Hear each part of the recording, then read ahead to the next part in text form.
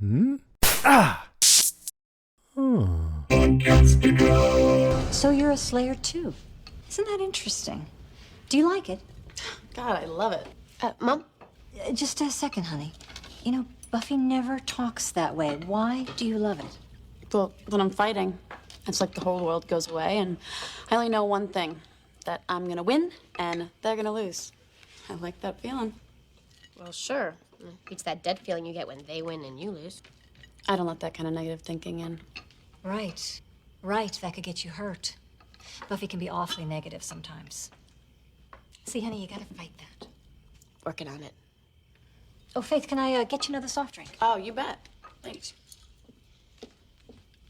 She's really cool, huh? Best mom ever. Excuse me.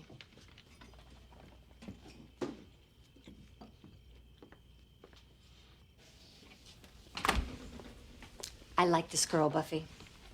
She's very personable. She gets along with my friends, my watcher, my mom. Look, now she's getting along with my fries. Now, Buffy. Plus, at school today, she was making eyes at my not boyfriend. This is creepy. Does anybody else think Faith is creepy? No, but I'm the one getting single white female here. Yeah, it's probably good you were an only child. Mom, I'm just getting my life back. I'm not looking to go halfsies on it. Well, there's some things I'd be happy to see you share, like the slaying. I mean, two of you fighting is safer than one, right? I guess. Unless, I mean, you heard her. She loves the slaying. Couldn't she take over for you? Mom, no one can take over for me. But you're going to college next year. I think it would be... Mom, the only way you get a new Slayer is when the old Slayer dies. Then that means you... When did you die? You never told me you died. No, it was just for a few minutes. Oh, I hate this. I hate your life. Mom, I know you didn't choose this. I know it chose you. I have tried to march in the Slayer Pride Parade, but... I don't want you to die. Oh. I'm not gonna die. I know how to do my job. Besides, like you said, I've got help now. I've got all the help I can stand.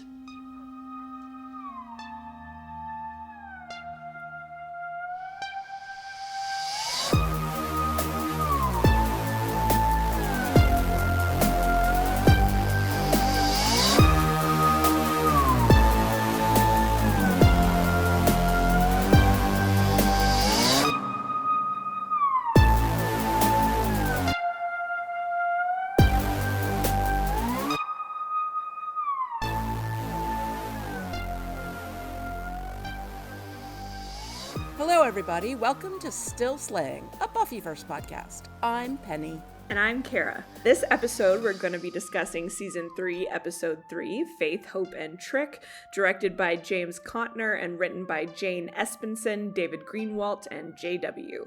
The original air date for this one was October 13th, 1998. Let's go back to that night. So the number one song in the U.S. was One Week by Bare Naked Ladies. Oops, this was your turn. That song. I jumped in there. That's fine.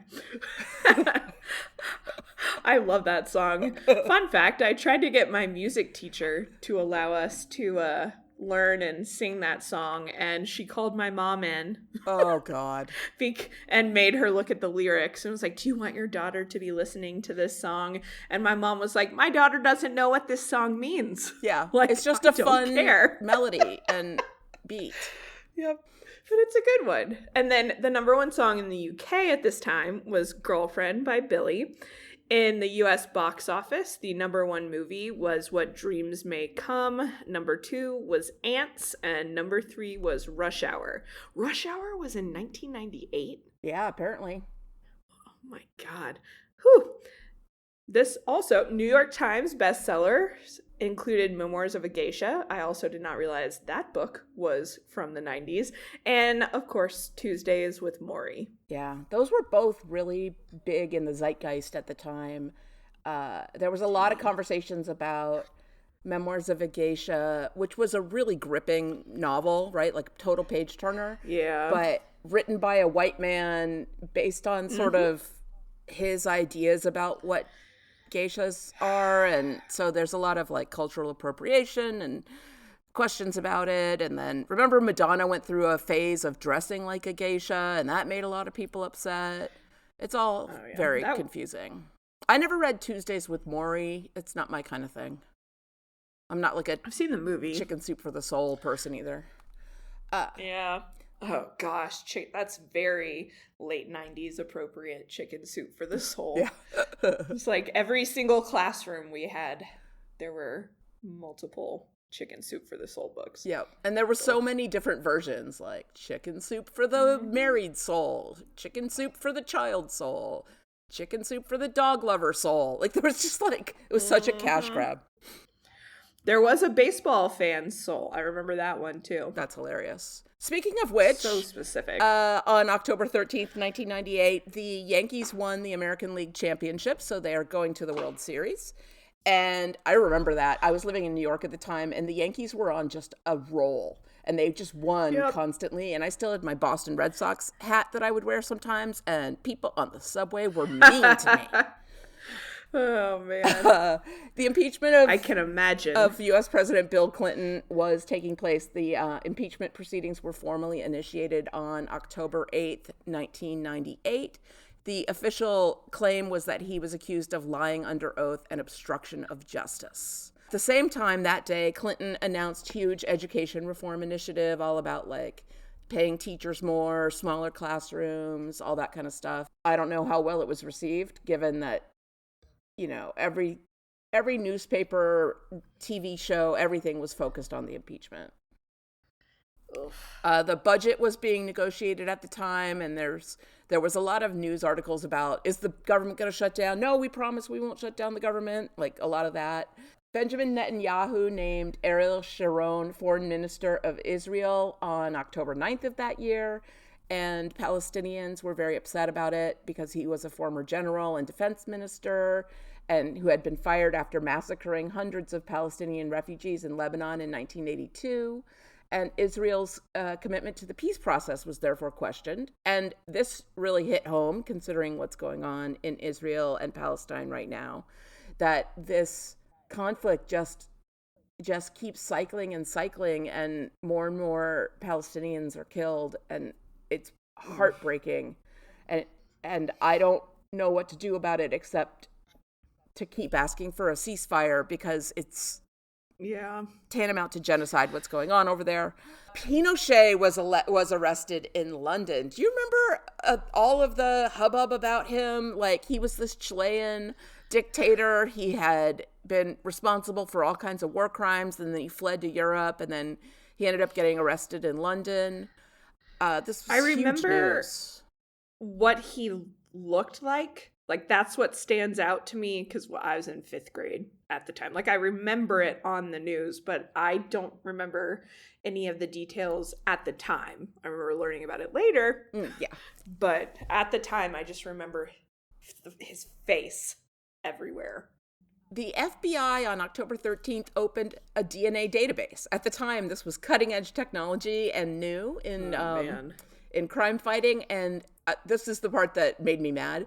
It's expected to reduce incidents of rape and other crimes by making it easier to catch repeat offenders early on. Only if you test the rape kits. Yeah. You have to actually test them and not just leave them sitting in warehouses or, you know. Yeah.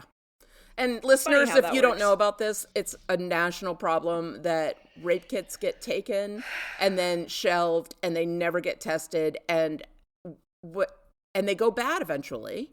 And it's like the woman or whoever, the victim, is put through this horrible examination to take the rape kit, which is in itself traumatizing. And then they don't use the evidence, and it's infuriating. It's infuriating whenever I think about it. And this was really interesting to me at the time. The U.S. began its antitrust case against Microsoft later that week. I am a big fan of antitrust law. I find it fascinating. And following the Microsoft case while I was in law school was like my daily I bet crack. that was fun. Yeah. so into it. That was me and Casey Anthony while studying for the bar. Yeah, there you go. Good Lord. Let's get into it. Where do you want to start with this episode? Well, I know we're going to have a lot to say about Faith. And I will say, when you posted a call for feedback on this episode, it was the very first time that I understood the title, Faith, Hope, and Trick, because I completely blanked on the fact that Scott's last name was Hope. And so it was like these 3 new characters, and I was like, good job, Kara. How many times have you seen this episode? So good old Scott Hope is so normal. His introduction, he's just such a typical, normal, like, all-American guy. Like, that's what I think he's of sweet. Every time Scott's on screen. He's very unthreatening. He's polite. Right? He's like... Yes, that's a good word. He's like, I would really like to have friendship with you. Like, he's gentle with Buffy. Like, on paper and the way he acts, like, I could see why Willow was trying to make this happen. Like, somebody like Scott would be good for Buffy. He wants to be nice to her and do normal stuff with her and go see Buster Keaton movies, which, by the way, very cool. A guy who invited me to a Buster Keaton festival would get a yes. Yep. I was like, good job, Scott. And he's willing to go at Buffy's own pace. Like, he's very respectful. And poor Buffy is just not ready yet. But I like Scott. And I also like the fact that, Scott is not a pushover himself either. Like, once he's made it kind of clear that he's got an interest in Buffy. Yeah. He's not going to wait around forever, which I think is good for her to have somebody that communicates their own boundaries. Yeah. He says one more time would be considered stalking. And I was like, he's kind of right about that. And thank you for being aware. Yep. Like, if a girl turns you right, down Scott. 3 times, go away. And he waited for her to come to him. And that's exactly how that should happen. Mm-hmm. And sometimes the girl doesn't come to you guys. And that's it. You're done. Find a different girl to like. This is not one of those situations where keep trying, don't give up. Right. Applies. Exactly. No, he modeled really perfect behavior. They should show this episode in like high school, like health class as like a great example of how to approach a girl that you like. I mean, most girls are not going to be dealing with having recently sent their lover to hell, but you don't know what someone's dealing with. So you should approach everyone as if you might have some stuff, I have some stuff. Let's be gentle about this. It's just refreshing to see a normal guy pursuing Buffy. But, poor old Scott. Yeah. He's, well, I don't want to give away spoilers. We'll talk about that at the end. But he's cute, too. He's wicked cute. He is cute. He is very attractive.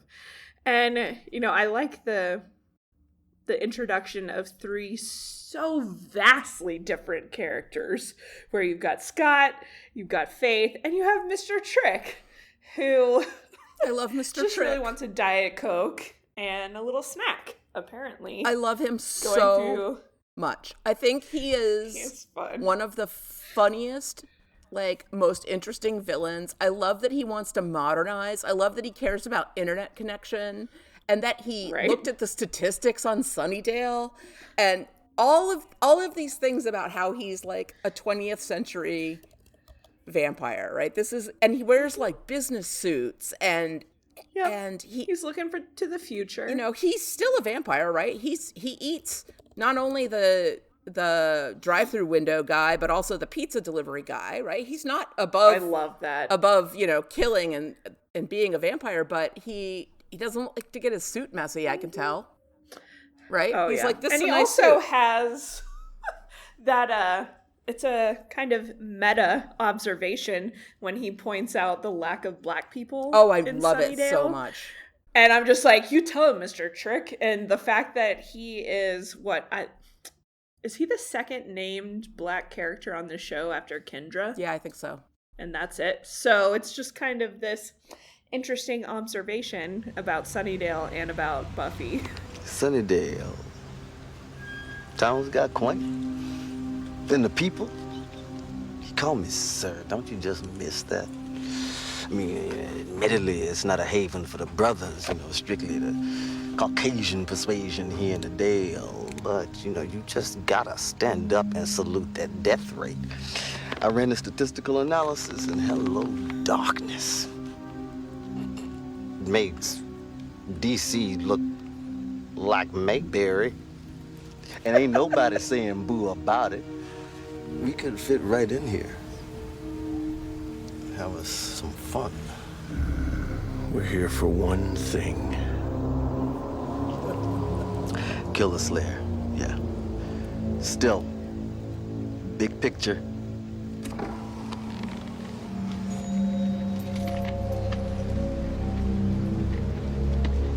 Have a nice night, sir. Right back at you. The Slayer. I'm going to rip her spine from her body, and I'm going to eat her heart and suck the marrow from her bones. So dramatic. No, I'm hungry.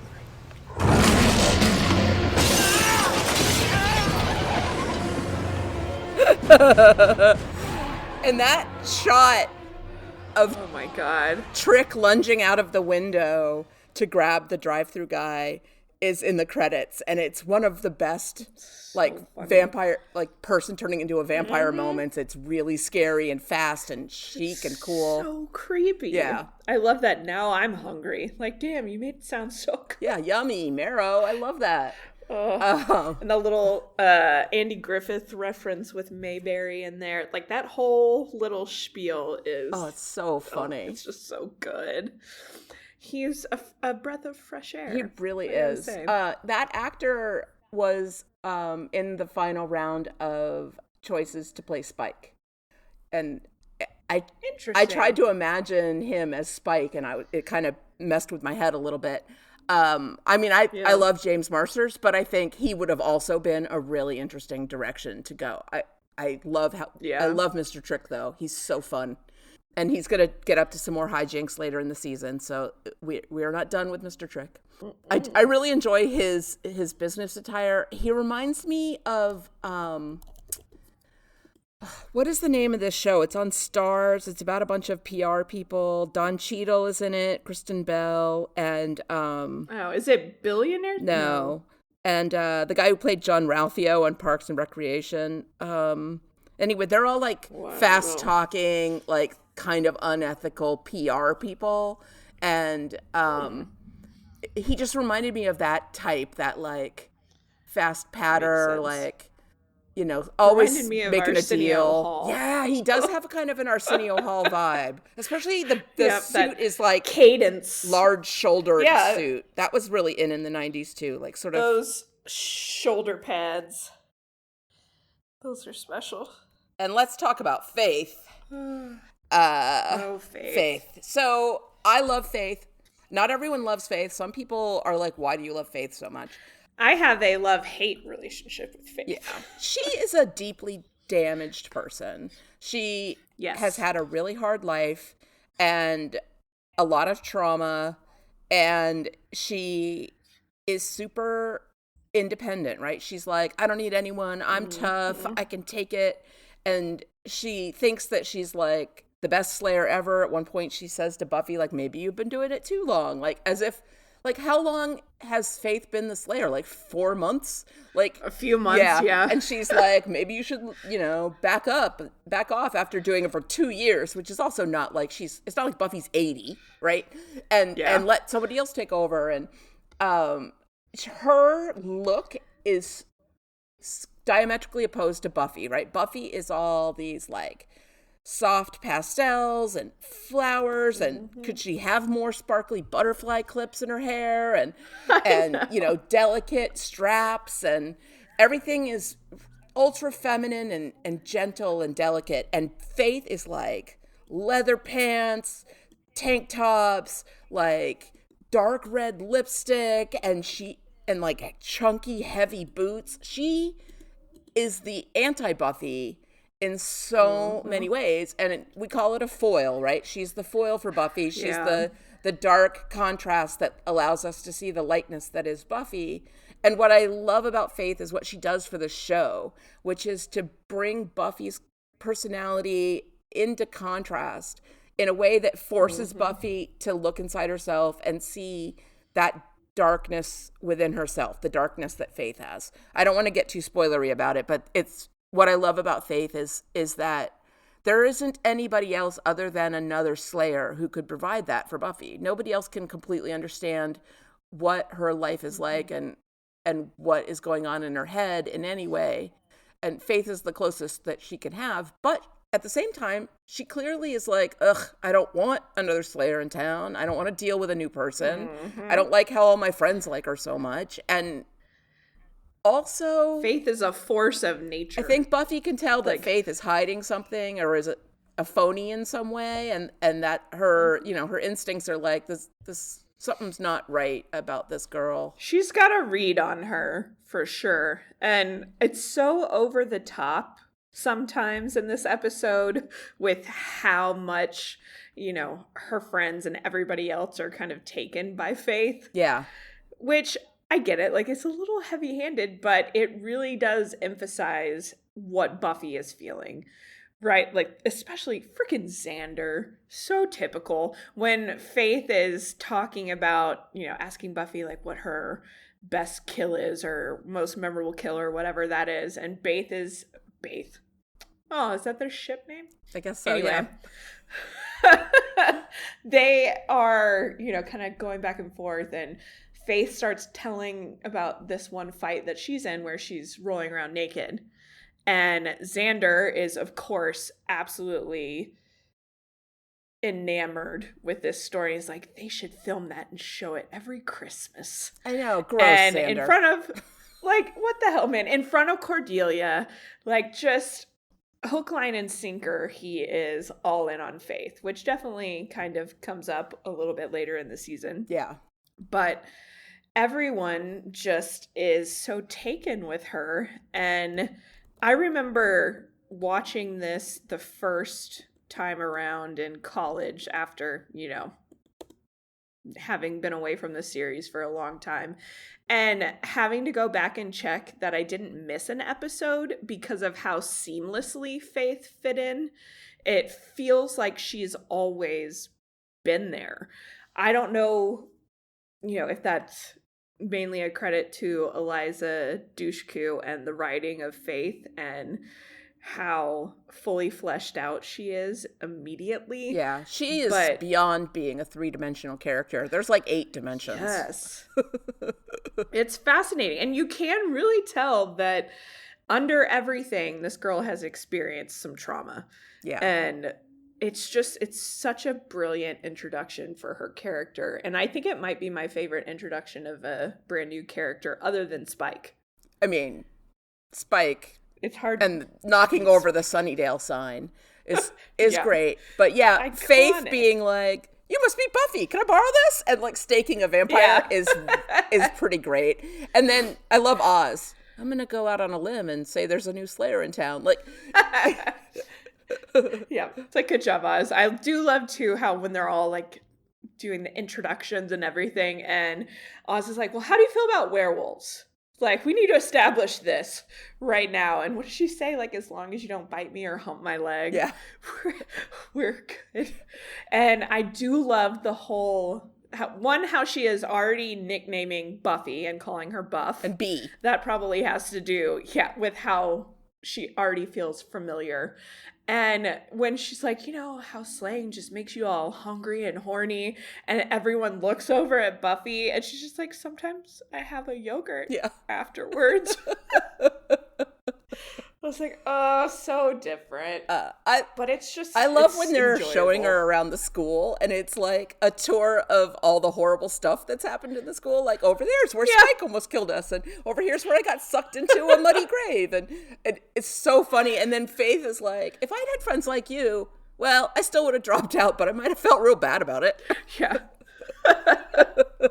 Oh, she's so different. And it's funny too, because we never see Buffy being particularly studious or caring that much about school, but when you contrast her with Faith and Faith's attitude about education, Buffy, looks like a student. Like, she really cares about graduating. She doesn't want to be seen as, lazy or anything like that. And it is so helpful to have Faith introduced in this season so we can really see Buffy dig in on who she is. And like you had kind of mentioned earlier, without being too spoilery, Faith's appearance is very important to Buffy in kind of figuring out what her values are, what she, views being a Slayer as, and I can't wait. Yeah, it's a good time. It's such a good season. The whole Faith storyline is just, it gives and gives and gives and gives.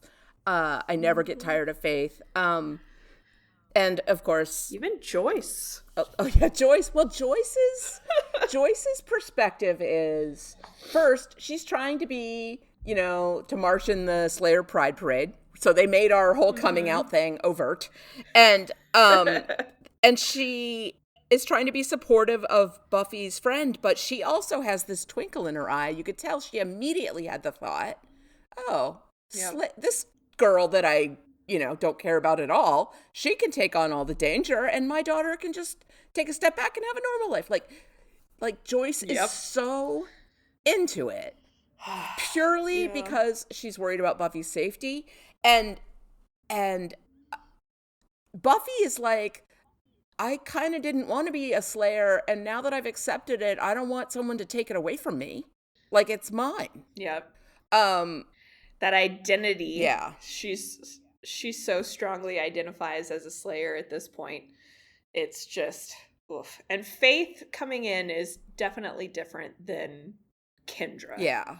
Kendra was more regimented than Buffy and was not as, in your face like Faith. And I love Joyce ending at, like, when Faith talks about, kind of the mindset that she has when she's slaying and the confidence that she has.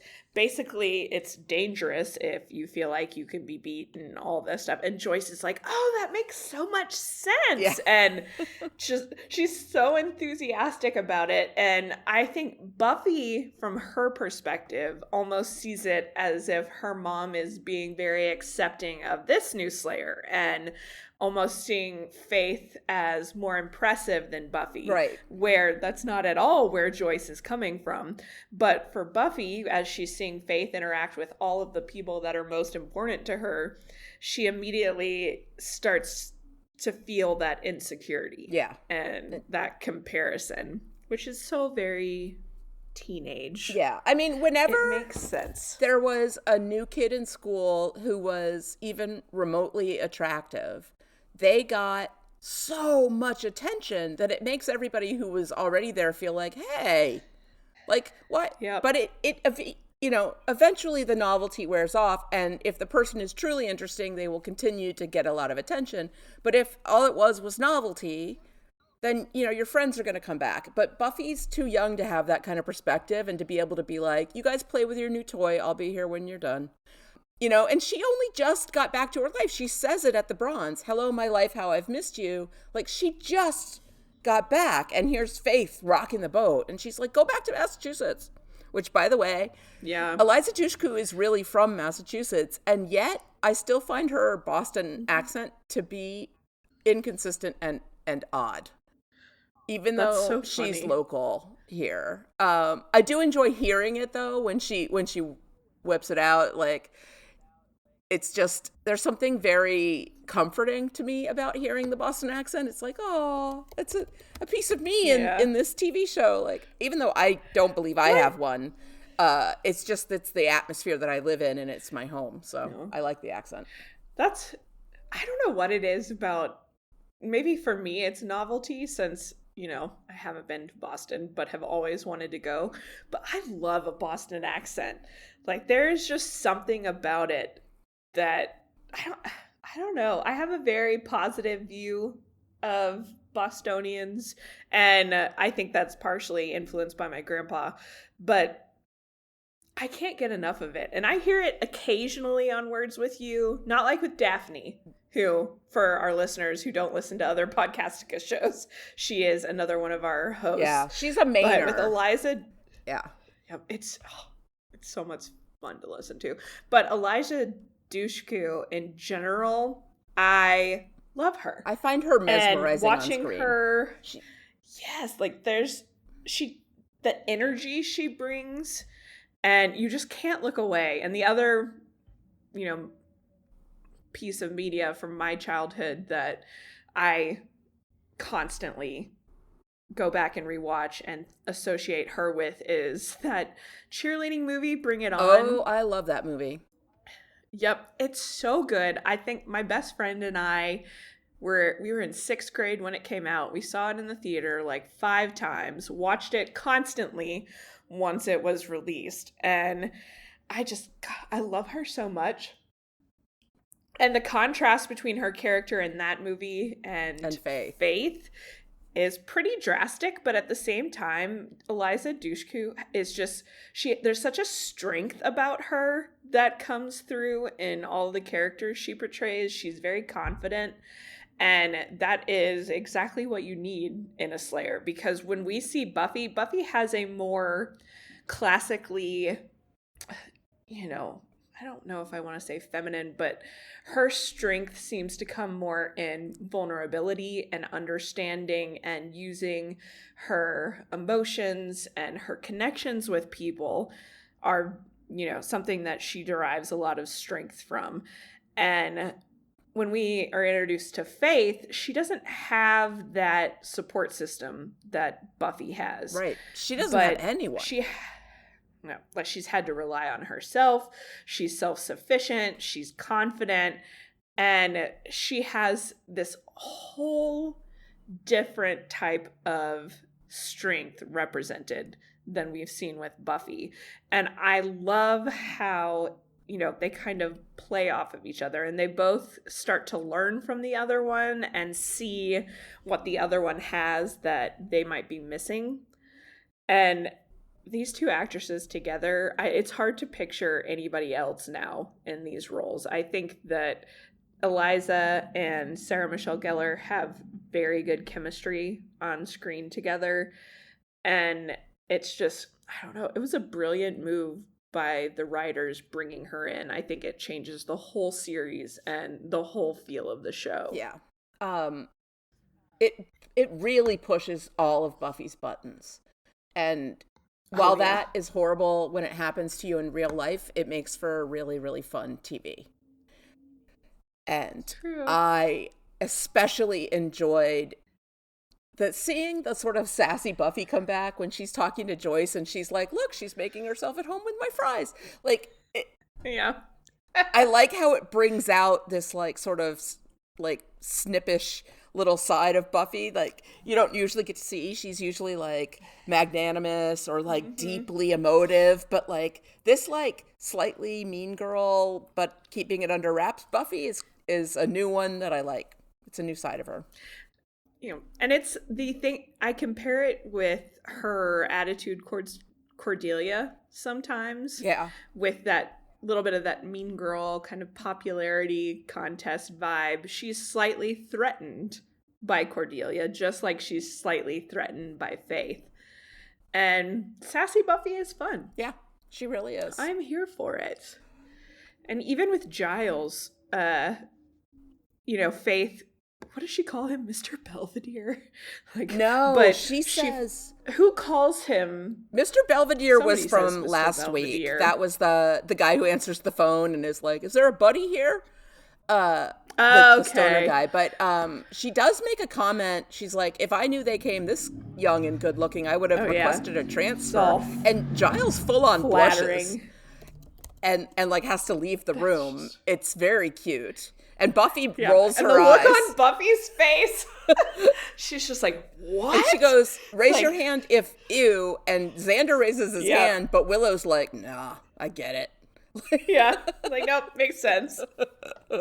I'm with Faith on that one. Yeah, I mean, we've talked about it. Giles is underneath that tweed, we know he's a hot to trot.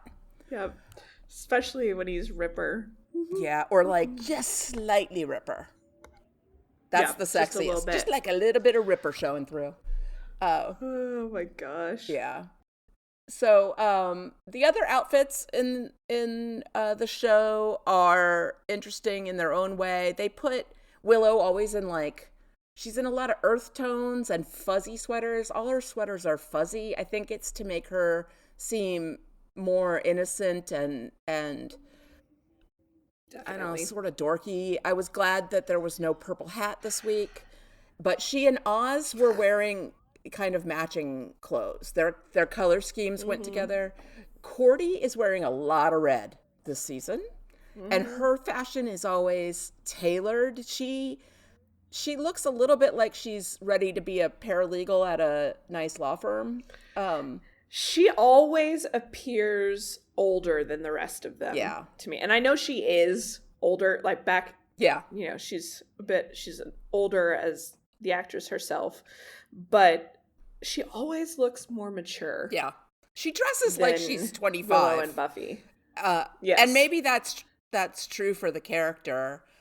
I don't remember anyone in my high school dressing quite like that, but it was the 80s, so there was a lot of acid wash and other horrible things happening. And Xander and his Aloha shirts, there's always, he's got a lot of sort of, he likes Cuban shirts, Aloha shirts, like those giant collars. Yeah, sometimes. And sometimes he has like sort of clownish pants. I think they try hard to make Xander dress a little dorky to hide how good looking Nicholas Brendan is. They're like, oh, he's too cute. Give him a shirt that's kind of dorky. But Buffy, some of Buffy's outfits in this episode, I particularly love. So when she is at high school, she's wearing this blue like mesh cardigan with all this embroidery on it. It's gorgeous. It looked handmade. It looked very expensive to me. And really, really delicate. Like you snag that on like somebody's, you know, locker padlock and it's destroyed. You have to be very careful moving around in the world in something like that. And then she wears this sheer over solid style top that's white at the top and it's dip dyed and pink at the bottom. It is so soft. So pretty. And delicate. Yep, I love that. And then in the dinner scene. Her hair is very cute in that scene too. Yeah. In the dinner scene, Faith is wearing a sheer top over a solid top, but hers is black. And it's this very stark and not subtle contrast between the two of them. I love that top too. Yeah. It's just excellent choices. And Faith's first outfit, I think it's funny that, you know, what first calls their attention to Faith is the fact that the guy she's dancing with, who turns out to be a vampire, looks like he's stepped out of the 70s, basically. And Buffy's just like, oh, that's, you know, red flag, which is funny to me because Xander often looks like that. Yeah. But I was like, all right. And Faith has, you know, what do you even call that? Because they're not gloves. They're like arm warmers. Like sleeves, arm warmers. Just sleeves with a tank top and like the fringe hanging down in the cutout in the chest. Like it's just such a interesting outfit. Yeah, and the pants, the shiny, multicolored pants that I couldn't tell if those were leather or vinyl or what. I could tell you they were hot and sweaty. It's difficult. Like, ugh. Yeah. Oh gosh. Yeah. That I was just like, I don't think I'd be able to move around very easily in those pants. But Faith's contrast in fashion with Buffy's is just spot on. So spot on. And she's memorable. She doesn't look or sound or dress like any of the Scoobies. No. So there's a superficial resemblance to Cordelia, like height, hair. Their hair is similar, but other than that, she is completely fresh and new.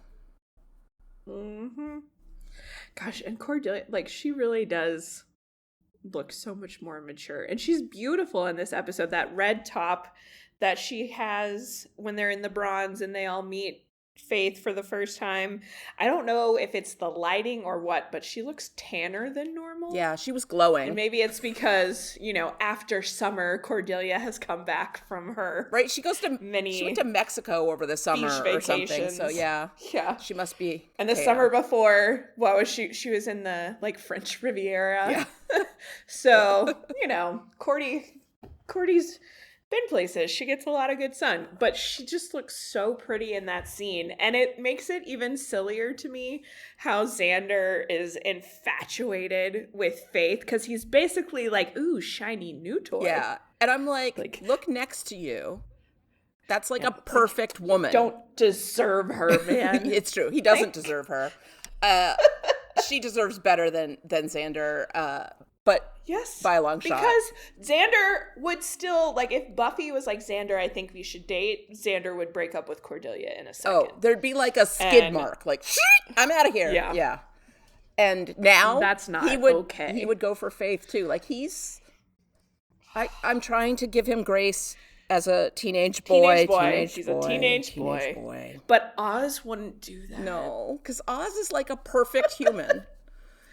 I loved when Willow was yammering, and she's like, "You're supposed to stop me when I do that," and he goes, "I like it when you do that." It was such a cute moment, so believable too. Every time I was like, "Yeah, if I were him, I'd love it when she did that too, because it's cute."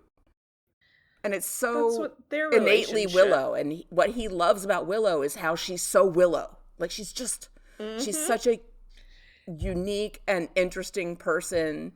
And he is 100% in. He's like, I'm all in. I like all the quirks. See, and that's the contrast. I won't go too far down this line of thinking, but when you think about the way Oz is with Willow and how he truly seems to appreciate who she is as a person, whereas Xander, for the most part, is like, this girl's really hot and she's into me. She's letting me make out with her and stuff. So that's fun. Yeah.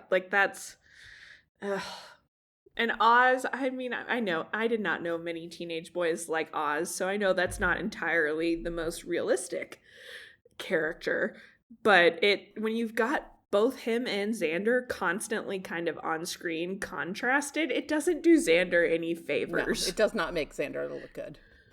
He just looks really juvenile. And Oz, the thing about Oz is he comes across as being kind of like Yoda. He's 800 years old and completely comfortable in his own skin. He's just so zen and chill about everything. He's an old soul. He really is. But he's also whimsical, right? Yeah. Yeah, Oz is kind of perfect. Yep. What is it called? What's the term when it's a female character who is... a Mary Sue?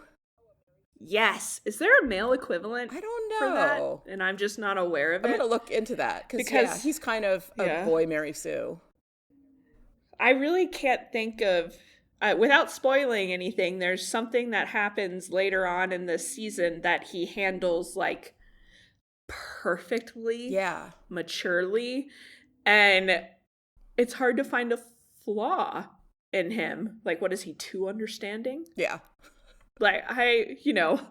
It's interesting. Oh no, but he poor old Xander sort of accidentally didn't graduate. That's it. That's the only thing you got for Oz.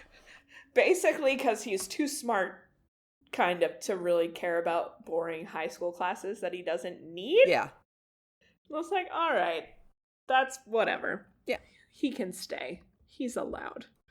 But I do think it's interesting, too, in this episode where, we talk about how Faith has obvious trauma. The way that she's talking, the things that she's referenced, just her demeanor in general, it's very clear that she has gone through some stuff.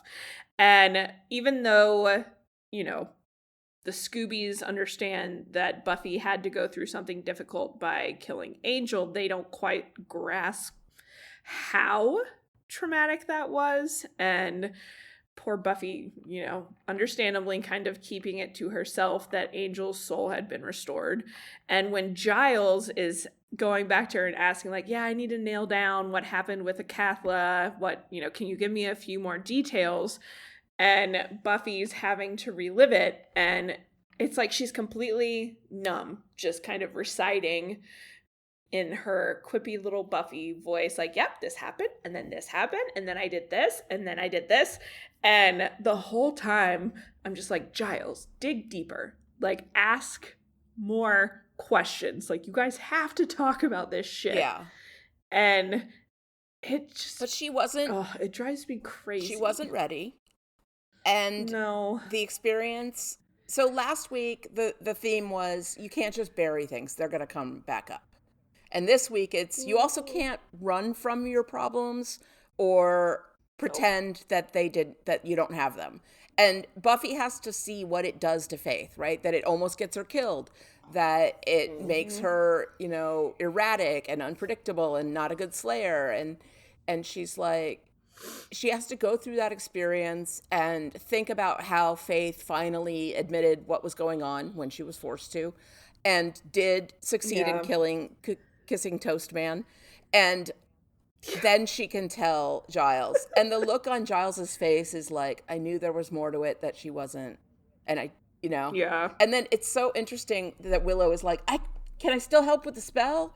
And Giles is like, there is no spell. And then you see Willow do that math where she's like, oh, Giles was just drawing out the story from Buffy and what a kind thing he did to help her process her pain. And as a friend, I should have come up with a way to do that. And I did not see on Willow's face, holy moly, what Buffy must have gone through. It was more like, oh, I can't believe I didn't figure that out. It was. I didn't see her really understand Buffy's trauma. I think it's one of the witchcraft aspect of it. We maybe start to see a hint of how powerful of a hold that has on Willow. Right. She's way more interested in the spell than this huge revelation from Buffy that clearly has been haunting her. Right? Giles gets it. That is huge. Yeah. Like, it was already traumatic, which I think I still think overall they should have been a little bit more understanding towards her and what she had to do in terms of, killing Angel, even if as far as they knew, he was still Angelus at the time. Like, that was still a huge, huge thing that Buffy had to go through. But then this revelation that it had worked and he was back. I want a little bit more sympathy for Buffy, especially from her best friend. Yeah.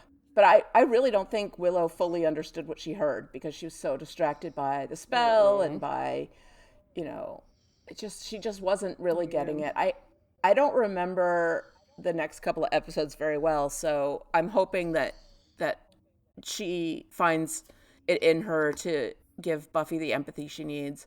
I think Buffy really should tell her mom. Yeah. I feel like Joyce would understand the need to support her more than anyone else. Like, I think Joyce would see the pain rather than see, like, the powerful Slayer had to go through something hard. I think she'd see my daughter had to go through something really hard.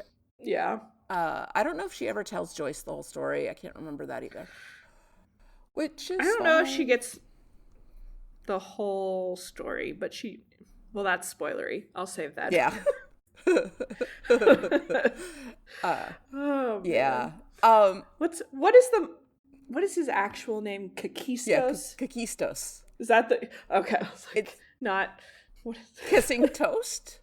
Yeah, kissing Toast. He lives for kissing Toast? I love that Giles was like, do you mean Kakistos? And Buffy's like, maybe it was taquitos. He lives for taquitos? Like, it was such a funny moment. Like, and Giles gets it and immediately gets worried about Kakistos, which he, that was a difficult vampire to kill who has done some real damage. How terrifying that, Face Watcher is dead, has been killed. Like, that she could have led with something like that. It's just like, but she didn't want, she's running from the problem and she wanted she wanted to leave it behind, right? So she thought, I'll go to Sunnydale and mess around. But I think also she was like, she wanted help, and she didn't have literally anyone else in the world to go to. She has no connections to any other people, right? She doesn't have any family. Her watcher's dead. So she didn't have anywhere else to go, but she didn't want to ask for help. She didn't want to come in and be like, this horrible thing happened to me. It's not in her nature to be vulnerable with people unless absolutely forced into it.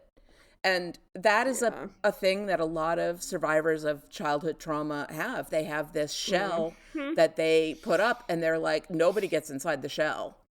But they also desperately want connection. And that's Faith. She is like a classic PTSD. She desperately wants to connect with other people, but she doesn't know how to let down her guard for even a second. It's tragic. And I feel for her a lot. I think as an adultier adult, watching this season, I can already tell that my perspective on Faith is going to be different.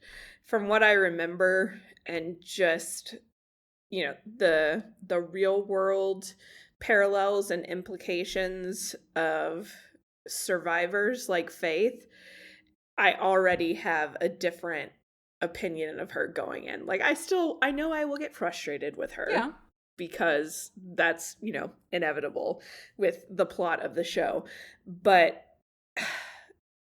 it's just, it's so sad to see Buffy has this support system, even though maybe they haven't behaved in a way that she would like them to. She has a mom who is now aware that she's a Slayer and wants to fully support her as a Slayer. And then poor Faith coming in with literally no one. And seeing what Buffy has, it just makes me so sad for her, knowing what's to come. She just... Yeah. I don't know if my compassion for Faith is something that I get from me, or if I get it from watching Buffy's compassion for Faith. Because she has it. She has so much compassion for Faith, even when the two of them are at odds. She sees the tragedy of Faith's life in a way that nobody else does. And I don't know if I learned that from Buffy or if I was a compassionate person before. Either way is good. Maybe a little of both. Yeah. Probably. I do wish... I wish we would see Buffy sit down with Joyce in this episode and really go into detail about Angel, especially considering the end of the episode. Yeah. When hot naked when it's David like, oh, Boreanaz surprise, falls from the sky. Yeah. I've always wondered if it's raining men. If the emotion and connection with the clatter ring called him from hell, or if it was just a coincidence that he came at that moment. I was going to ask you about that because I don't think it's ever directly addressed, but the way that Buffy reacts, you know, when Scott gives her that same ring, like that is... Yeah.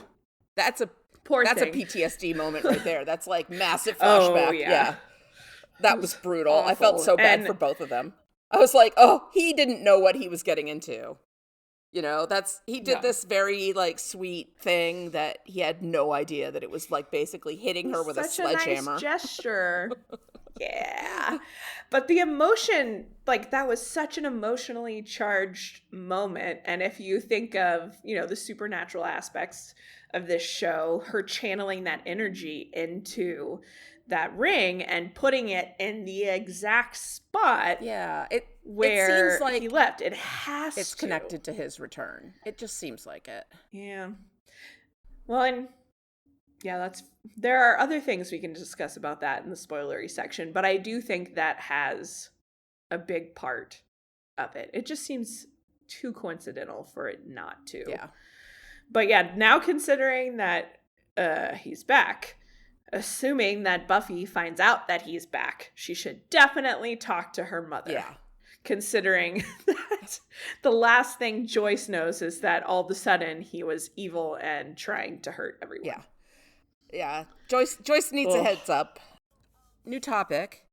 I noticed recently on Hulu 2 different docuseries about the 90s. And since we've been doing this show and talking a lot about the 90s, I watched a few episodes of each one. One of them is called Dark Side of the 90s by Vice, and the other one's called Rewind the 90s, and it's by National Geographic. Neither of them focus on Buffy. The Dark Side of the 90s, there's like literally one shot of Buffy, and they're like, 90s TV had a lot of female heroes, and like that's it. She's just one of the female heroes they show. But they go through sort of the evolution of badass women in the 90s, starting with Thelma and Louise, which was a real, stereotype buster and iconoclastic movie. And then Murphy Brown and the whole hubbub when she has a baby out of wedlock, and the vice president said she was the problem with America and all that stuff. Hillary Clinton, throughout the years of Bill Clinton being in the White House, was a major figure. They talked about TLC as this, groundbreaking rap group, and who also had a social consciousness. Spice Girls, which I was never, I think I was a little too old when Spice Girls came out. I was never a big Spice Girls fan, but I was the perfect age. They were such an icon of the 90s in terms of this girl power of cooperative girl friendship and not competitive girl friendship, and that you can all be different and still be beautiful together. They're really kind of great. Xena, who I was a huge fan of in the 90s and loved. Martha Stewart, who became this amazing huge mogul based on cooking and stuff. So proving that feminine homemaking pursuits aren't just easy or nothing. They are a major business in America. And then Lara Croft.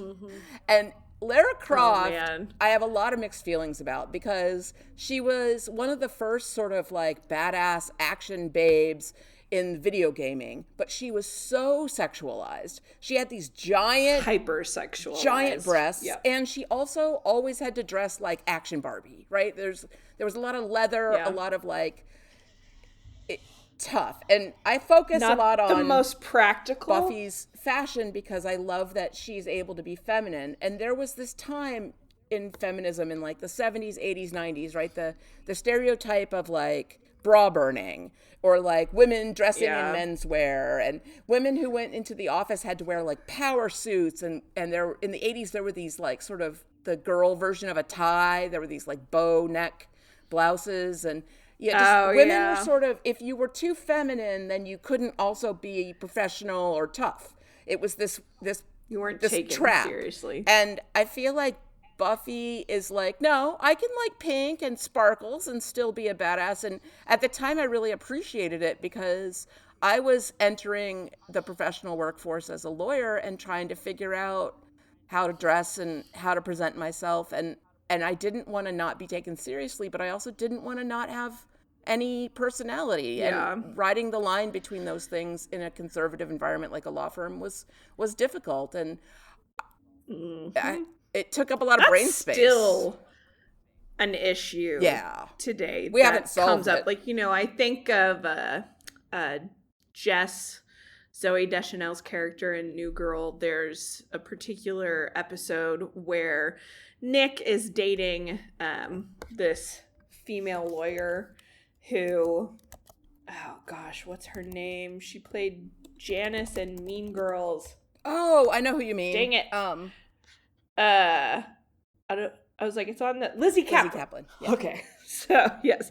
And her character is, this attorney who's a little bit more buttoned up and conservative dressing, and she almost sees Jess's character as a joke, because Jess has this kind of almost 1950s aesthetic where she has bows and glitter and, her big eyes and bangs, and Jess has this little speech about how just because, she likes to bake cupcakes and wear all these things doesn't make her, any less than. It doesn't mean that she shouldn't be taken as seriously. And then, of course, I think of Reese Witherspoon as Elle Woods, and most recently the Barbie movie. And that's still a thing. There's still a lot of perception or misconceptions about women that do dress in that way or like glitter and sparkles. And I think that's one of the reasons why Buffy still resonates so much today, is because we still need that message. Yeah. It's still very much needed. And Sarah Michelle Gellar, you know, the butterfly clips and little camis and everything, like, she can still kick ass. Yeah. She doesn't have to be decked out like Faith is, even though I like the costume choices for Faith because of the contrast, but she doesn't have to be in all leather all the time in order to be a fighter. Although she does put on, like, athleisure, they didn't call it that then, when she goes patrolling. She's in, like, sweats and sneakers and stuff, and I'm like, well, that's a practical choice. Yeah. I like that, because it's like, she shouldn't be having to fight vampires in platform heels. Yeah, I mean, it just seems like it won't really work out. You're gonna hurt your ankle. Oh, man. There's some focus on the 90s right now too, because I started watching The Dark Side of the 90s, and there is a recent documentary released on HBO Max as well. It just keeps popping up. The 90s is what it was. The 80s, now it's the 90s. We're all talking about it. Ugh. And then we're going to be in the early 2000s soon on this show. And It's true. maybe the media will follow us. It occurred to me that we're going to get to Graduation Part 1 and Part 2 in around May of this coming year, like right around when the graduations are happening. So I'm pretty psyched about that. We'll have to have like a little graduation theme party or something over Zoom. It'd be fun. Oh man. And getting to see Snyder in this episode and Joyce's kind of little moment of petty celebration. Oh, I love it so much. Snyder he's such a toad. So special. Ugh. Although he has some great moments coming up later in the season. There's some really fun Snyder stuff. Oh gosh. In particular in Band Candy. Band Candy. Band Candy is like a perfect 42 minutes of television. No notes. I would not change a single thing. Nope. Okay, I'm done with all my points, and my only other thing was I kind of was going to talk about the dream sequences, but I don't actually care about them that much. Oh yeah. They are also so 90s. Yeah. Like, I don't know. I don't care for them. I'm not a fan of dream sequences almost ever. I like when Buffy's dreams are, I guess we're talking about this.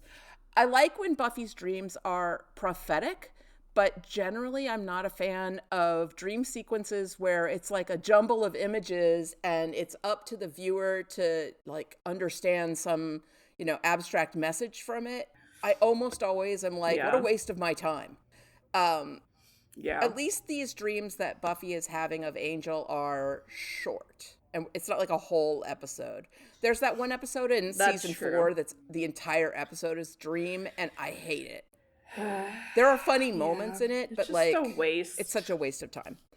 Yeah. These are short, and I was thinking, like, what is the purpose of these other than to keep David Boreanaz on the show? Right? Because they could have had him just show up at the end of this episode and not have had all these dream sequences.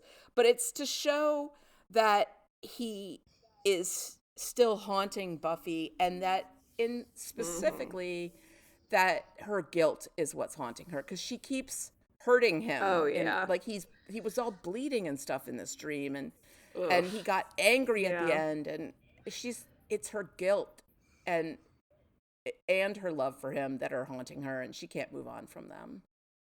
And putting that ring down at his abandoned mansion, which still doesn't have anyone living in it, is her way of trying to end those dreams. But I was also thinking, she has prophecy dreams. Maybe she is just knowing, like, her professorial, that's the wrong word, whatever.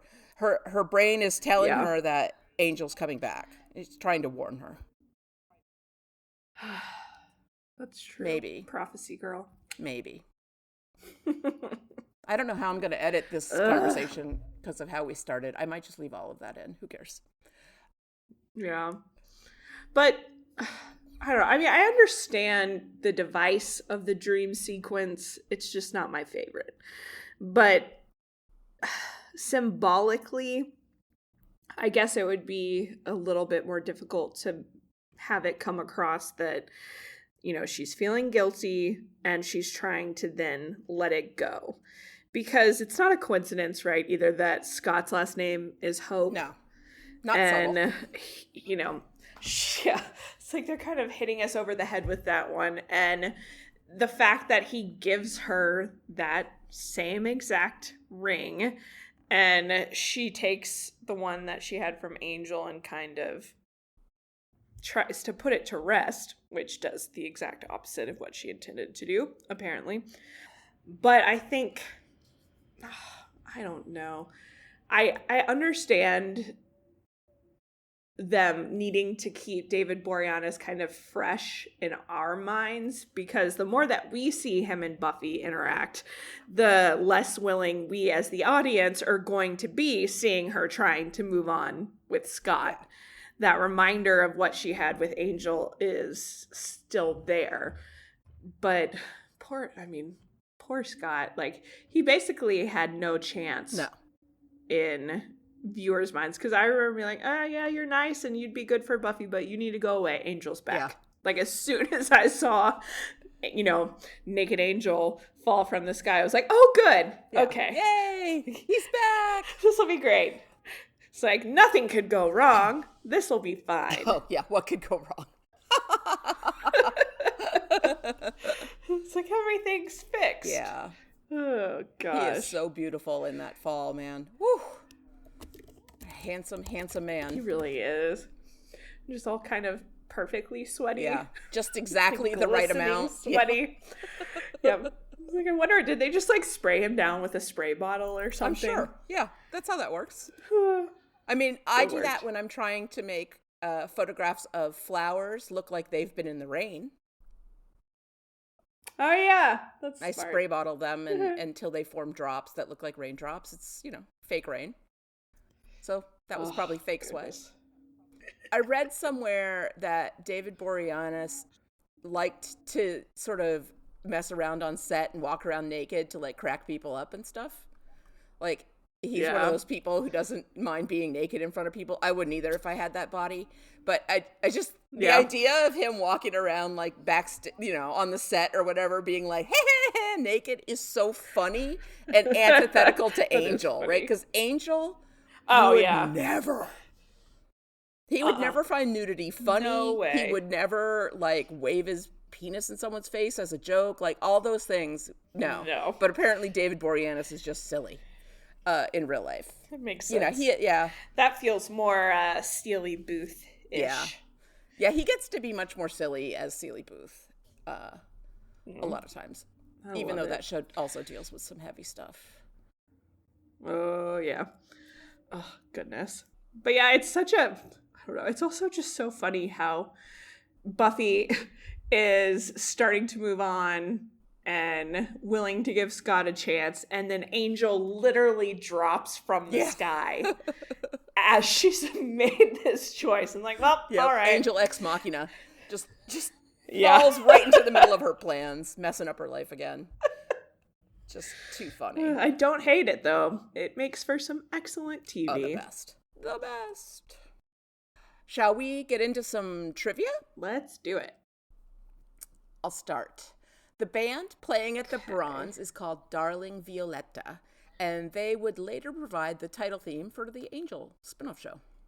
The title is a play on the 3 theological virtues of Christianity, with trick as a substitute of charity. Yeah, I grew up hearing that. So like, instead of faith, hope, and charity. Yeah, faith, hope, and charity are the 3 sort of pillars of Christianity, or practicing Christianity. That's what I learned in Sunday school. We already talked about this, but the actor for Mr. Trick, K. Todd Freeman, auditioned for the role of Spike and was a frontrunner for the role alongside James Marsters. It was very interesting. Faith's needing to stake Kakistos with a more potent stake is consistent with the series' treatment of older and more powerful vampires, as we saw with the Master being impaled on a broken table back in Prophecy Girl. And then there were other examples that are spoilers. So yeah. Stay tuned later for those, maybe. When Buffy asks Giles about the accuracy of her saying leprechauns aren't real, Giles responds with, as far as I know, yes, making this the first instance of what would become a running gag through Buffy and Angel, referencing the ironic non-existence of magical creatures in this world of magical creatures. I do love that. The hideout Mr. Trick and Kakistos use in this episode is also the same filming location used for the Ghostbusters firehouse interior in Los Angeles. That's fun. That's cool. I love those kind of connections. When Faith and Buffy are attacked by Kakistos in Faith's hotel room, the vamps come in without being invited. It's well established that vampires do not need invitations into hotel rooms. This happens with Angelus in Innocence, and then another time that's a spoiler, so I won't say it. Oh, yeah.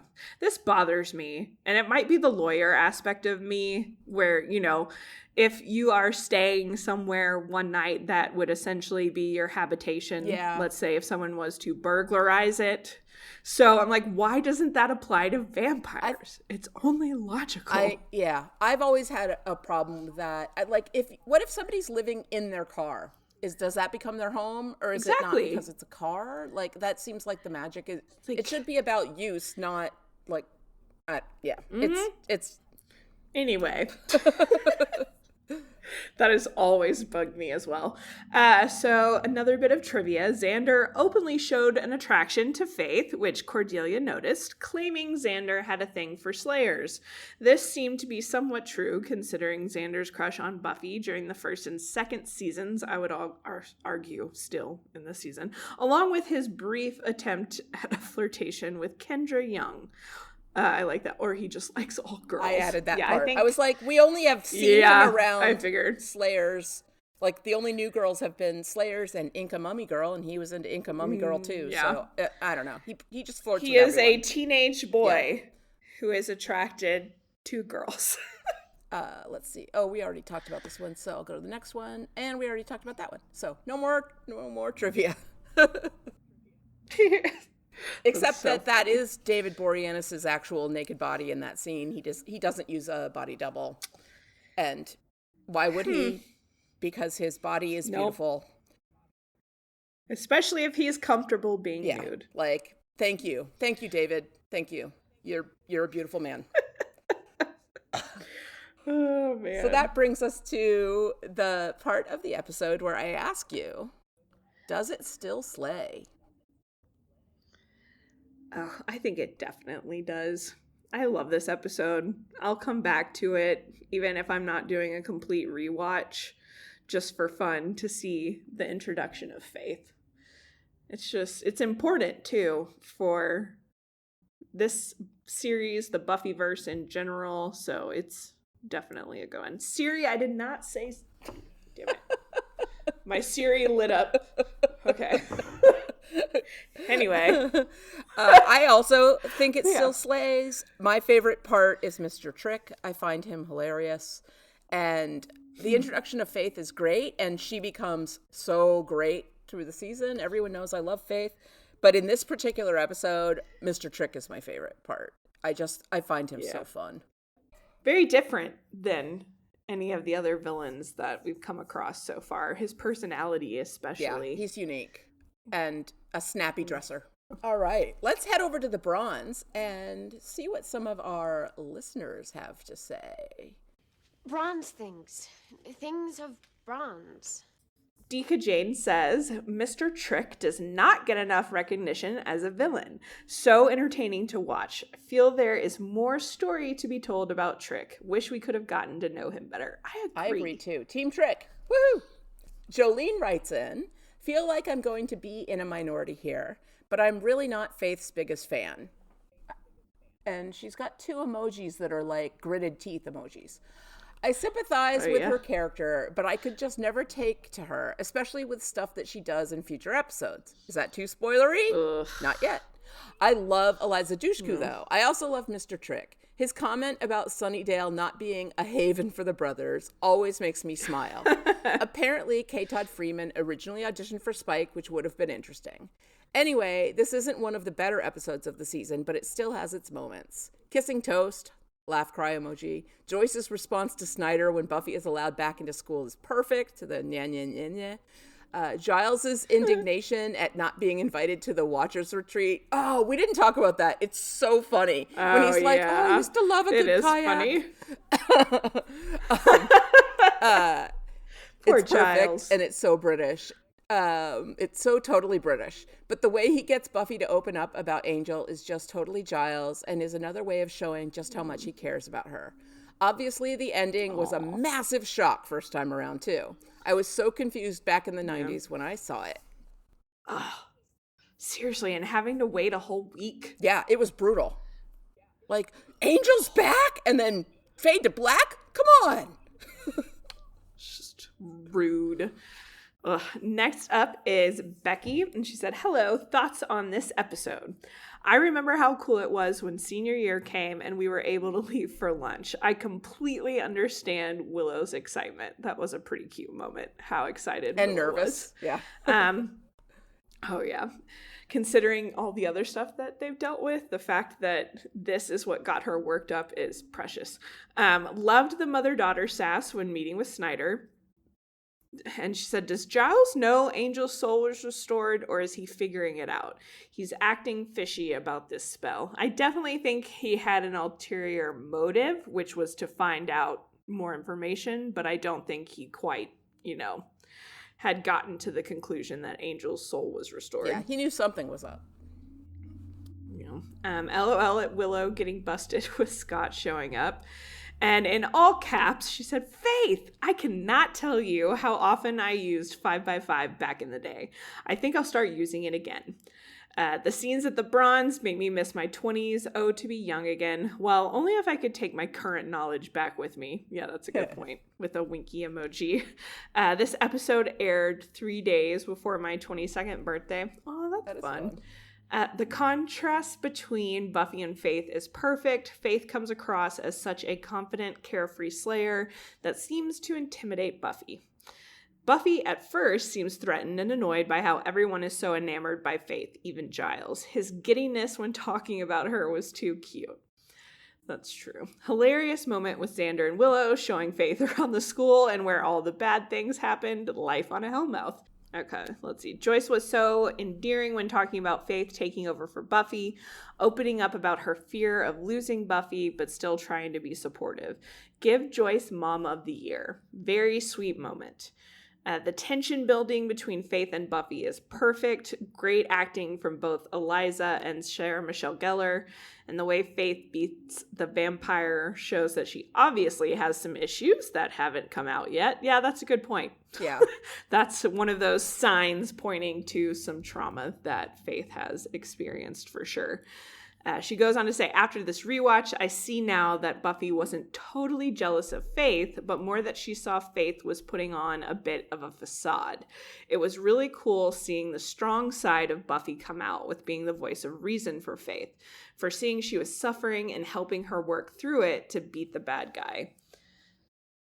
That she said, Giles did know something was up. I think I love Giles, LOL. Join the club, Becky.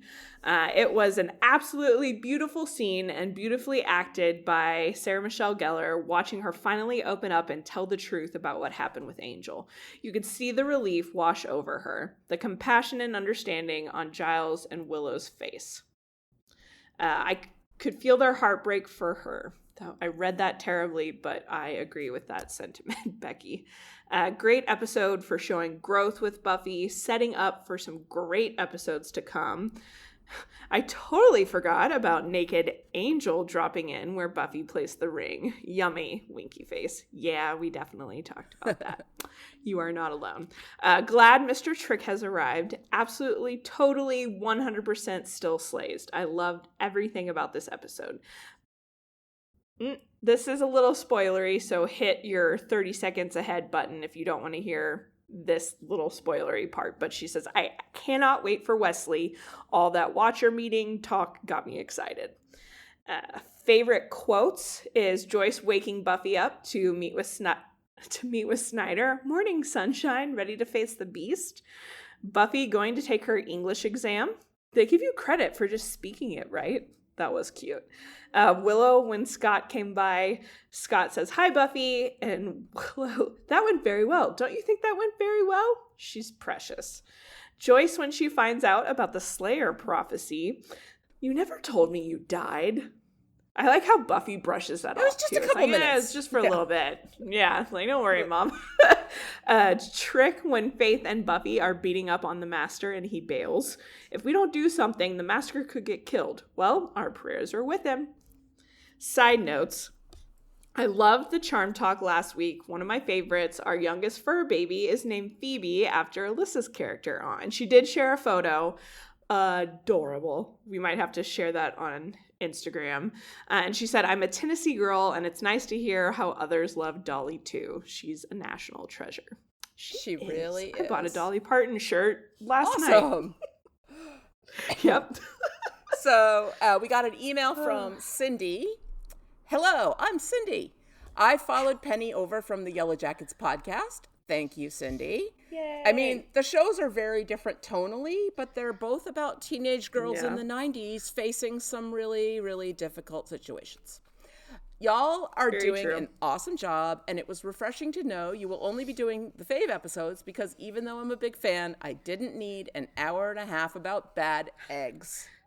You and me both, Cindy. Oh, we agree with you so much. I also dislike the season premiere, and although I don't know that prior to Kara articulating it, I could have really told you why. But season 3 has always been my favorite because of the mayor, principal, Faith, graduation. So I knew I needed to hurry up and get caught up for this season. First, I too live in Houston area, and it was funny to hear Kara talking about 104.1 KRBE and Go Astros, LOL. Yes! Go. Wait, have I talked about the Astros on this podcast yet? I think you've mentioned them. Or is she just... Okay, because Cindy, by the way, I am obsessed with baseball and the Astros. I saw them win the World Series in person in 2022 with my brother, and it was like the best day of my life. So, Cindy, I like you. You can stay. Please stay. I'm going to attach a few pictures. My cat, Drew, me with my brother in his room with the Buffy poster and calendar circa maybe 1998, and one of my outfits for going out circa 2000-ish. I think it looks a bit like Faith's outfit when you first see her at the Bronze. And she did attach 3 photos, and awesome. She does kind of look like a cross between Buffy and Faith in that outfit. Very, very cute. And the cat, I mean, adorable. So cute. Always. Drew is a great name for a cat. That is a good name for a cat. Especially how she killed Kendra with her slice of her fingernail. Yeah. It's very cat-like. My notes for the episode. Season 3, episode 2, that was Dead Man's Party. Use of the word slayage. I used to have a Buffy lexicon book that was a gift. I need to find it. Yeah, I'd like to look at that. Cool. Buffy to Xander, until someone loses an eye. That's... Spoilers. Chunky highlights. These are almost as severe as Kelly Clarkson when she was on Idol. That's true. Man. Pat is a nosy, I'm going to use the Good Place vernacular and say bench. And I honestly thought she was either a demon or at least had something to do with Joyce having the mask at her house because I haven't watched this episode in so long. And she kind of does become a demon temporarily, so I'm kind of right? Sort of. I think it's true. Pat was just annoying. I don't think she was demonic. But it's the Hellmouth, so who knows? That's the difficulty. You have to try to decipher who's just kind of an all-around crappy person or nosy versus who's supernatural. Yeah. The dreams with Angel are giving me Twilight vibes, but I guess the Twilight ones should be giving me Buffy vibes if you look at it chronologically. True. Hootenanny. What a fun word. Dingoes. I have a concert shirt from when they played at the Bronze, courtesy of the wonderful internet. I love Brie. Love that. And Dolly Parton. Nighthawk makes me think of those cheap frozen meals, some of which are not terrible. Season 3, Episode 3, More Weird Dreams. All right. The clattering of all things to give her. Faith's shirt with the cutout and beads was so of that time. I love it. Willow calling Buffy B? She should know better. Slayer Pride Parade. I would go to that. Is it too late to start one? That would actually be a really fun parade. I think it's obvious there's great. no spell. He is just trying to gently get Buffy to open up. Smooth Giles. Sarah Michelle Gellar micro expressions are phenomenal. The split-second changes are subtle but powerful. I forgot Angel comes back already. They didn't take long. That didn't take long. Are they going to explain why he is naked? I forgot, and I was good and didn't watch the next episode yet. Can't wait to hear your thoughts and watch the next episode.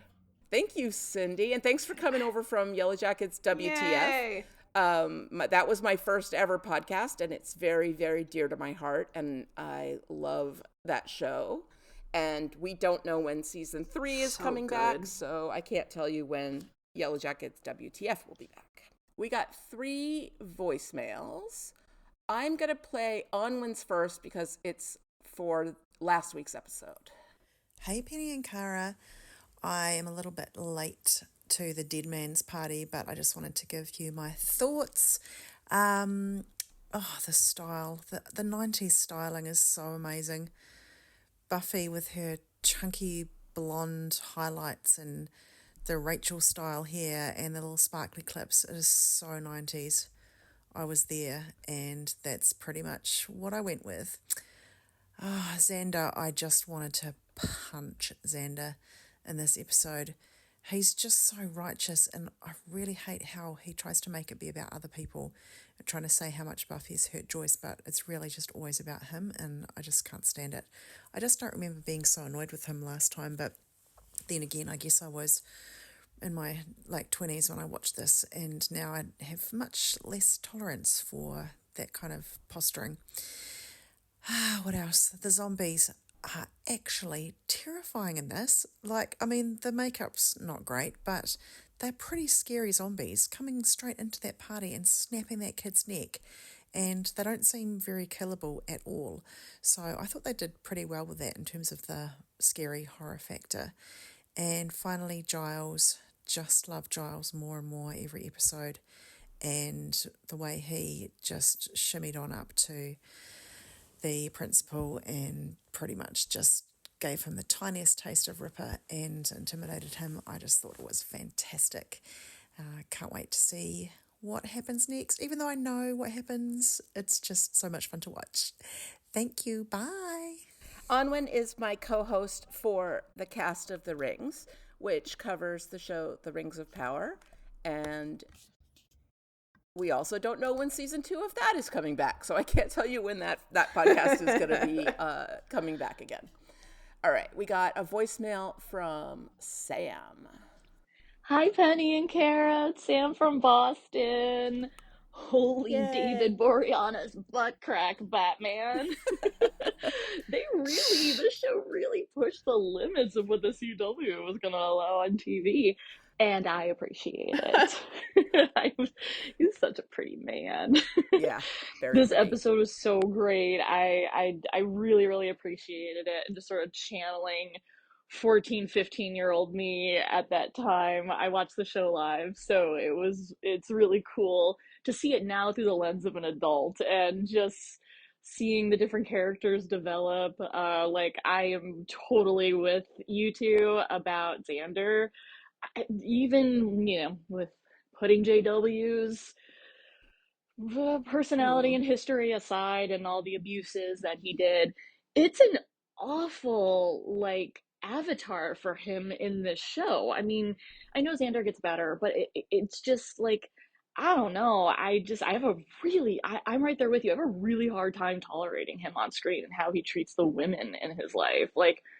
It's just this was especially on display with Faith, and even to the point where Cordelia calls him out on it.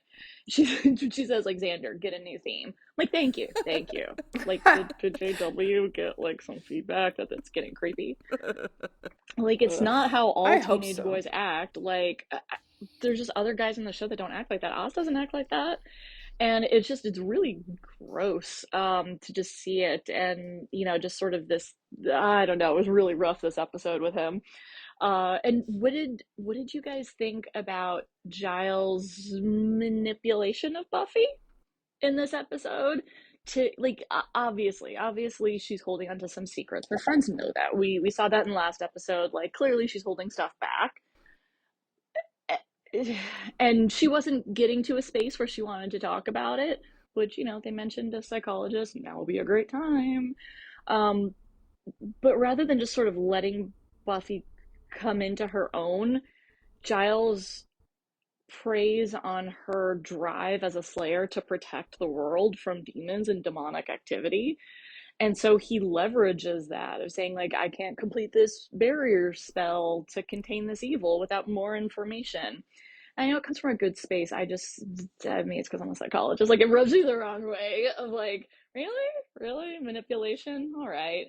And then she even says, she's like, oh, I've been holding on to that for a long time. I'm like, who wrote this episode? like, what is happening here? But yeah, the characters were really great. Poor Buffy. Faith, I mean, she's such a rock star. She's one of the most complex characters on this show, and I really appreciate her introduction and the quippiness in a lot of the lines this episode. And yeah, I had forgotten that Faith's Watcher had been killed by Taquitos vampire. And at one point Faith says, like, they don't have words for what he did to her. I'm like, what did he do to her? Like, I'm totally okay with not knowing the details. I was just like, to shake up Faith that badly, I was curious. And the way she was reacting towards him, it was very much reminiscent of a survivor of a sexual assault or other type of physical battery. It was beautifully played, but it was also haunting. And I think part of that really like connected me to her character, similar to how you guys have talked about the vulnerability in Buffy. So yeah, I'm interested to hear what you all have to say about Giles's tactics, and also LOL him not being invited with the cool Watchers. It's like only one of you is actually the Watcher of a vampire slayer, but they're like, we're not gonna let him come and hang out with us. Like, what? Giles, wear pink on Wednesdays. Wear pink on Wednesdays. I forgot that Sam is a psychologist, and I love having that perspective, because I thought what Giles was doing was sort of gently giving Buffy a reason to share, but I didn't think about it as manipulating, which it is. And it's kind of a mixed bag. I think she really did need to talk about it, and that getting her to talk about it was right. And he didn't do it too aggressively, but Sam's right that he sort of presented it to her as she needed to talk about it to save the world again. It's dicey.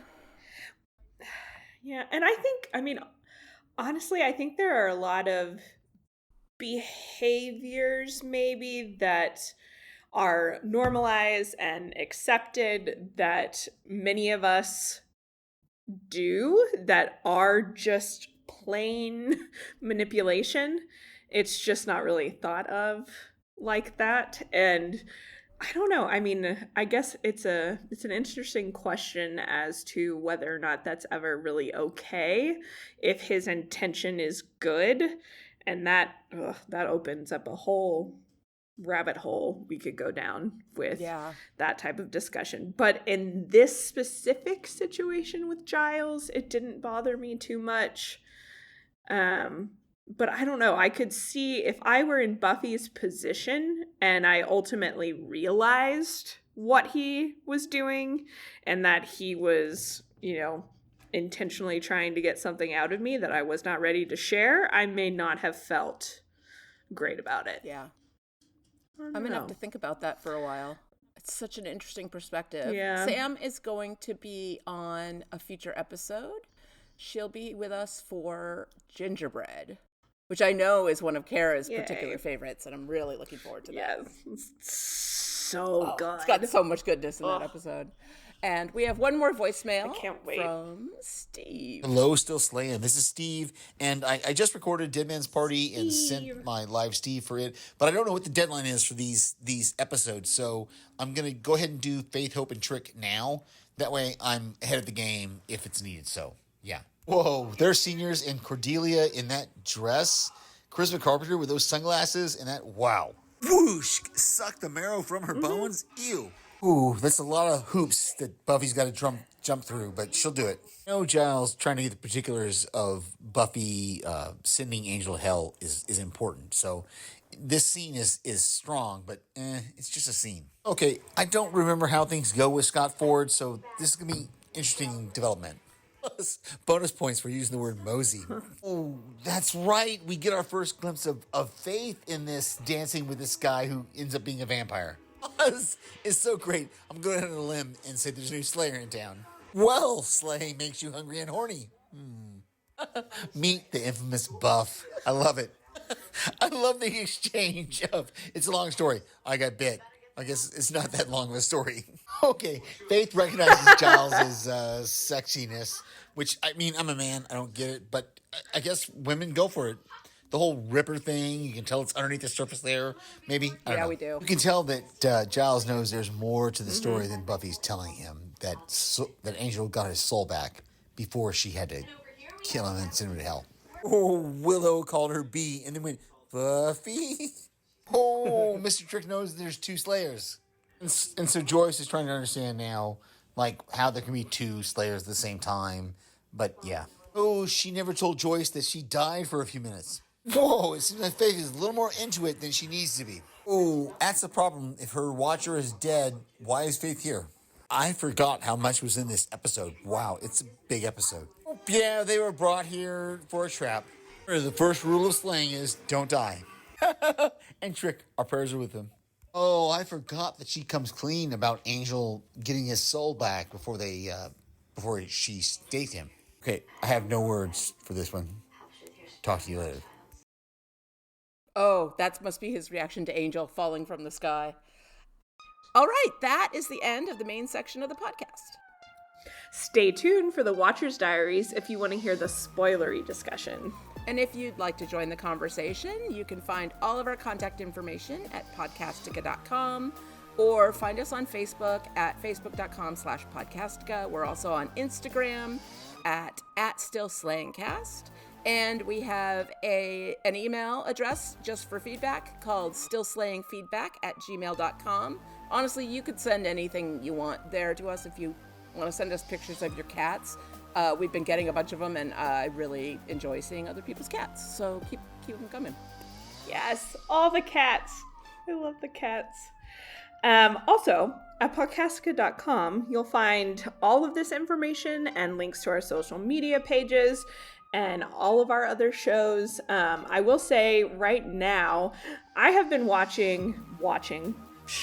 Well, that's true. I've been watching From, again. It's a show on Amazon Prime. If you haven't checked it out and you're a fan of, I'd say it gives me kind of Lost meets Midnight Mass vibes almost. It's Lost, a very compelling show. Creepier. It's way creepier than Lost. Yes. But it's definitely. It's what they call a puzzle box show. So you're trying to figure out what's going on all the time, and it's got a really phenomenal cast. It's pretty fascinating. And our on Podcastica, the What Is From cast is starting to do their rewatch and put out episodes. And Alex and Lizzie have been really fun to listen to with that show. They've got a great relationship with a lot of the cast members already. Yeah, so they've interviewed almost everybody. Yeah, it's so good. I would encourage you watch that. And then if you're a Marvel fan, I don't know if you've given it a listen yet, Penny, the What If? I haven't watched it yet, podcast. so I haven't listened yet. Nice. It's just I watched the first episode, listened to the first episode. The coverage is super in-depth on Podcastica, so if you're a Marvel fan at all, if you're watching What If, I would definitely check that out. We are going to be starting coverage of the new Marvel show Echo next week. I'm not sure when the first podcast will drop, but the show drops on Tuesday. So it'll be sometime after that. And there's 5 episodes, and I'm going to be joining Kirk and Alex for that podcast. I don't know anything about this character. I'm going in completely brand new. I don't have all the Marvel background, but Kirk does. So I'm going to lean on him, and it's going to be a lot of fun. Nice. That'll be fun. And if you like what you hear, what we do, hit like, hit follow, hit subscribe. I think we have great content, and I just want to find more listeners. So if you give us ratings and reviews, it helps more listeners find us. Next time, we'll be covering Season 3, Episode 4, Beauty and the Beast. Oh, I can't wait to talk about that one. Yeah. There's so much to say. That's a dark one. Thanks for... Seriously. Oh, that'll be fun. So definitely tune in for that. Thanks, everyone, and... Lying isn't good for the soul. Or the skin, actually. Makes me blotch. Thank you, Scott Hope, for that line. All right, that's the is a end cute one. of the non-spoiler section. And if you want to avoid spoilers, you should stop listening now. All right, that's been enough time. If you didn't stop, then we're going to just spoil you all over the place. It's too bad we can't sneak a look at the Watcher Diaries. I'm sure it's full of fun facts to know and tell. Yeah. That's too bad. That stuff is private. Also, Giles keeps them in his office, in his personal files. Most importantly, it would be wrong. I want to talk about there's a throwaway line when Joyce and Buffy are talking in the kitchen, and she says, "You're not the one being single white femaled." And I realized I had never seen the movie Single White Female. It's a 1992 psychological thriller starring Bridget Fonda and Jennifer Jason Leigh. I watched it last night. It reminds me a lot of some of the other sort of stalker character movies like Fatal Attraction, Swim Fan. There's others like that are like sort of creepy stalkers. Mm-hmm. It has kind of a lot of Bridget Fonda and Jennifer Jason Leigh nudity. I think it was meant to be like a sexy stalker movie. But the general premise is that Bridget Fonda needs a roommate, and she takes Jennifer Jason Leigh as a roommate, and Jennifer Jason Leigh is sort of shy, and she's like, "Oh, I don't know how to dress in the big city." They live in New York City, and they have an amazing apartment. It's so beautiful and huge. And slowly, the Jennifer Jason Leigh character starts dressing like Bridget Fonda, cuts her hair like Bridget Fonda, like it manipulates her boyfriend into sleeping with her, all this stuff. So that is a major foreshadow for the rest of the season of what's going to go on with Faith and Buffy. Now, she's not going to take over Buffy's like hairstyle or anything, but she is definitely going to try to sleep with Angel. And she's I hate that. Moving in so on much. Buffy's life, like because she doesn't have anybody, she sort of is jealous of what Buffy has and tries to take it from her, and well, that's what's going to happen the rest of the season. I realized I'd never seen that movie, and I was like, that's such an iconic 90s movie. I really need to see it. Mm-hmm. It wasn't available for free on any streaming services. I rented it and on Apple Plus, and the picture quality was so poor. From being from the early 90s, funny. It was like fuzzy to look at on the screen, and I had to crank, and the sound quality was really poor too. I had to crank the volume up like way high to be able to hear the dialogue. I'm glad I've seen it now. It's, now some jokes have sort of fallen into place in my head, but it doesn't really hold up as a movie. There's a lot of one of the things that's like so 90s and it doesn't happen anymore, there were a lot of scenes that were dependent on people overhearing things on answering machines. You know how like the old school answering machines, yes. Like the message would be out loud and everyone could hear it. And that was a big plot device in this movie. And I was like, God, that's just gone. That's just not so different. It doesn't now. happen anymore. So funny. Well, and you think about Buffy and many other shows, how different they would be if everyone had an iPhone or even just a cell phone. It's just like, well, all right. Not that bad. But gosh, Faith, the way Xander reacts to Faith, coming in and is immediately enamored by her. I don't know if it's because I know what's coming with Xander and Faith that makes it irritate me even more watching this episode, but knowing how he jumps to conclusions when Angel is back and they all find out and they're all angry at Buffy. One, I understand them being angry at Buffy for not telling them about this. Mostly Giles. I can completely understand why Giles is upset that Buffy did not come to him with this information, especially after how, he was kidnapped, tortured, all of that. But Xander's reaction still seems to come purely from jealousy. Yeah. And watching him hop on board with Faith later on in this season and just be ready to kill Angel, essentially no questions asked, just will always rub me the wrong way because I do not think he is doing it for the right reasons. And I think it's a major character flaw with Xander, and it's something that is kind of a blind spot for me when it comes to his character. I can't get past that pretty frequently. Not a fan of Xander until somewhere in the 4th season, he gets a lot better. Yeah, he matures a bit. And I think Anya ultimately kind of helps. He stops his character development. Objectifying other women. It's like Anya, finally a woman is enough for him or something.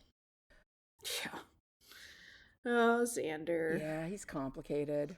There were a couple of lines in Joyce's speech, like, it's probably a good thing you were an only child. That is funny now in retrospect because, of course, they introduce a second child in season 5 out of nowhere, and it's confusing. And at the time, we were all like, are we meant to believe that there was always a sister? No, we're not meant to believe that. I will never forget that because that was the first season that I watched as it aired in its entirety. Yeah. And I remember being like, well, because I loved Michelle how do you say it? Trachtenberg? Yeah, Trachtenberg. How do you say her last name? Yeah. I feel like I always butcher her name in some form, but I loved Harriet the Spy growing up, the book and the movie that she starred in. And so I was super excited to see her joining Buffy, someone that was like a little closer to my age, like being super pumped. And so I had an entirely different experience than a lot of Buffy viewers who hated Dawn and were not happy. Yeah, I always liked Dawn. I mean, her character. She was a little annoying sometimes, but yeah, the way that her existence impacted Buffy was so interesting to watch. Yeah, and I thought it was clever. Like, I mean, I was thrown off by all of a sudden there's a little sister. Yeah. I was like, okay, well, I guess they'll explain it. Like, that's different. But I think at that point, I had enough trust in this TV show that I loved that it was gonna, be addressed. But that season and then what follows seems to be very controversial in the Buffyverse. But yeah, that line, good thing you're an only child. I was like, for now. Yeah. We'll see. Change is a coming. And then more Mr. Trick to come. Yeah. I can't wait for Homecoming. Critical for Band Candy. Critical. I love him so much. Yeah, Homecoming's going to be a really fun episode to cover.